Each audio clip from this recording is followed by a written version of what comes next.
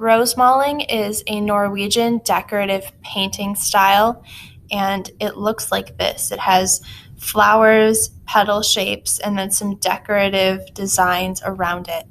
People painted wooden houses, wooden cabinets, and wooden furniture. Basically, they painted everything that was wooden in order to make it more decorative and beautiful to look at. And usually you'll find these types of patterns in Norway, Sweden, and other Scandinavian countries. Today, we are not going to paint, but we are going to draw in this kind of style. And the first drawing I made is with crayon. Then I decided markers might be better. If you have crayons at home, you can use them, or colored pencils will work too.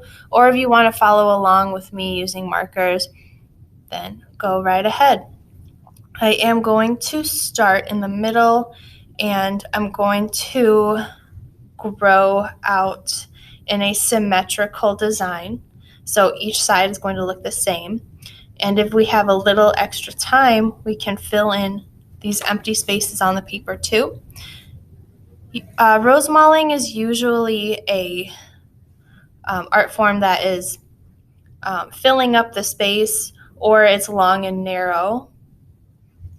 So you can have that go either way. This, even though there's some empty space on top and bottom, still looks like a completed picture.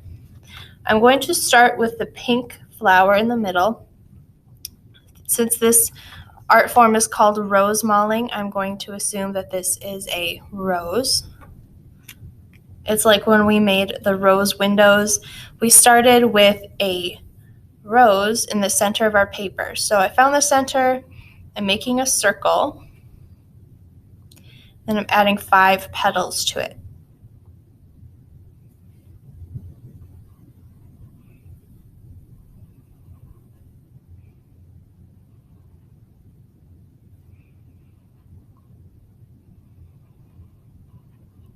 And then you can color it in. You can keep the same colors as I'm using, or you can use different colors. I think I'm going to switch from my original and use an orange to color in the center. And I think I will use my other pink to fill in those petals, just to make this look a little different.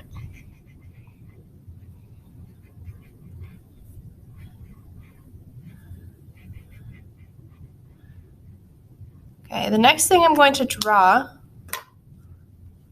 are the green stems and leaves, and I'm going to make this symmetrical. So I will choose my green marker, and I'm going to draw a line on either side of my rose. I'm going to add some circles on the end of that line. So at the very end, I'm making a curve shape, trying to make them about the same size. I'll fill that in, and I will add some petal shapes by making a curve and rounding the curve and coming back. So I'm going to make a point, drew a dot on the top and the bottom. That's where I want my petal to start. It's not going to attach to the stem. It's going to be kind of floating along on the paper. And I'm making a curve.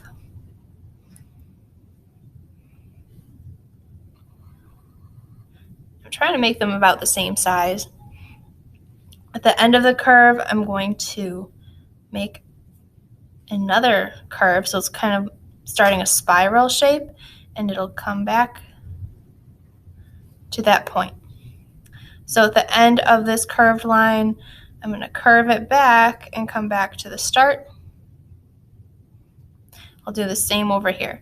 So we're also working with symmetry. One side is going to look just like the other side. And it is challenging. It takes a lot of practice for artists to make things symmetrical and perfect. So I am not expecting you to have a perfectly symmetrical drawing. My drawing is not perfectly symmetrical at this point. Some of these shapes look very different. But the point is that we are trying and we're persevering through it. So you can color those in with your marker.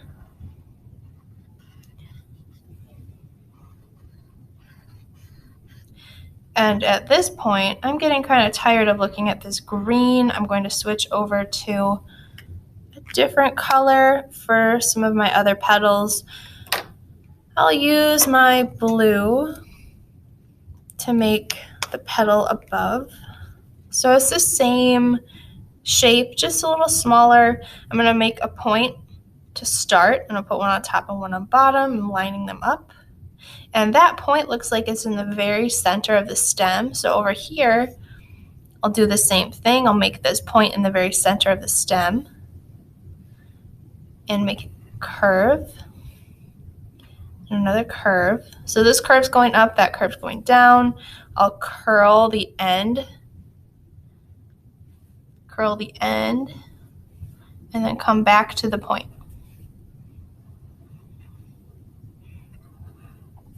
So this shape that we just drew, this one is called a paisley.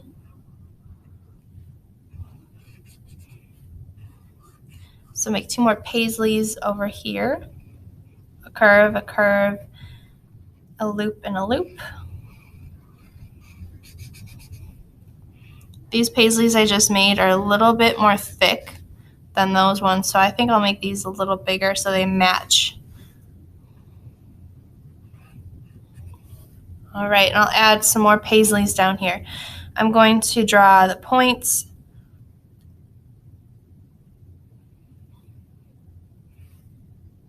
Where to start, and it's easy to see if they line up or not. That's why I draw the points to help me start my drawing, to start and then finish, because you always come back to the point.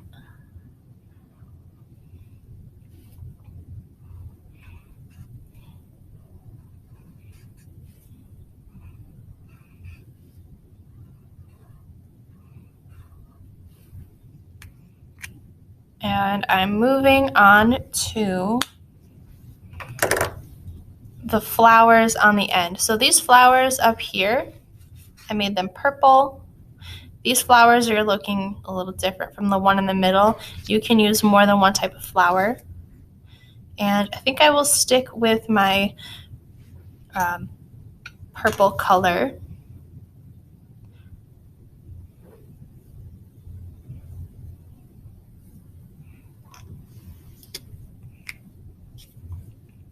So I'm finding the middle of the circle, I'm drawing a little point.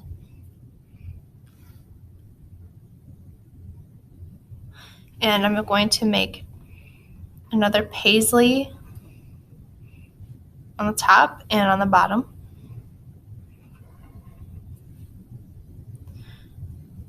And then I'll make one in the very middle.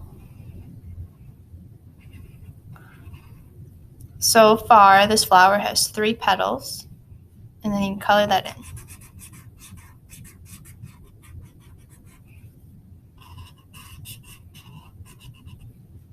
Do the same thing on the other side. So I already have my point. I'm going to make a paisley on the bottom and on the top, and one in the middle. The one in the middle is a little bigger.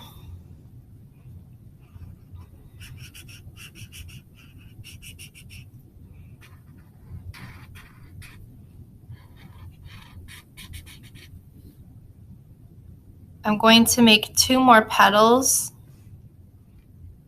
that look like they're kind of detached, so they're not going to connect back to this point. I'm going to make new points in between. So some dots I'm drawing between the petals. That's where I'm starting some smaller petals. So it's like this one's a teardrop kind of a shape. It's not curved like a paisley.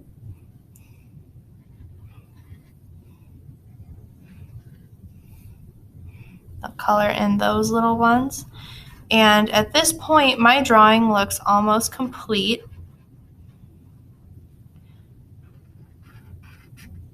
The last step that I'm going to do is add some decorative lines. So I'll use some of the colors I haven't used yet. I have yellow. I haven't really used my red. I could include a little bit more orange. I have some orange on here already. And the decorative lines and shapes could be some dots.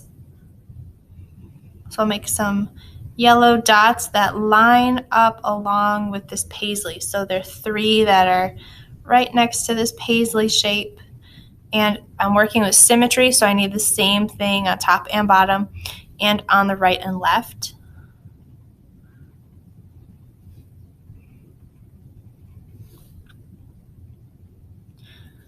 I'm going to use red so it's a little easier for everyone at home to see. You can include some lines to help your directions. So it kind of looks like the movement of this picture is going out and up and down. You can include lines that also do that. So I'm going to make some red lines that go out.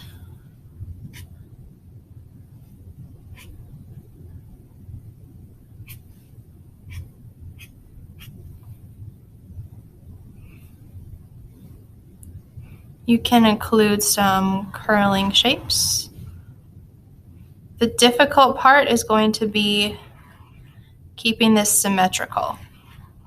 I made a small mistake,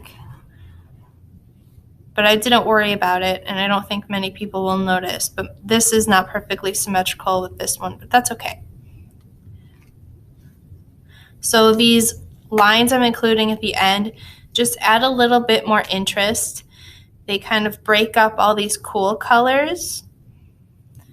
I think I'll add a couple of more these dots. So when you break up the cool colors, it makes it a little bit more interesting to look at.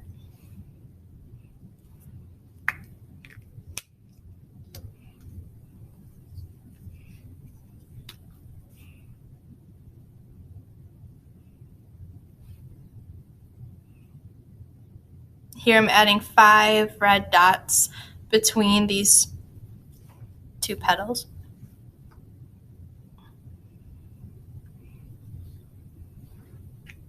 And the last thing that I think I might need to add is a little bit more green.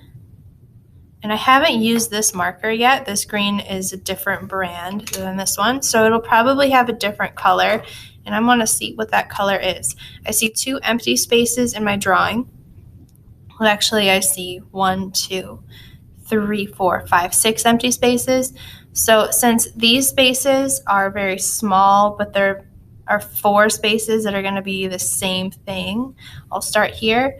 I'm going to make a little bit of paisley at the very top. Little paisley leaves, and this darker green color shows up very well. It's different from the green I already have on here.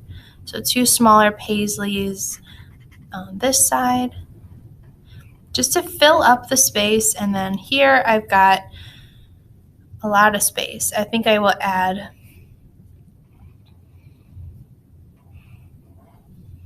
some green hearts or 2 paisleys that are together, and then a little curling shape up here.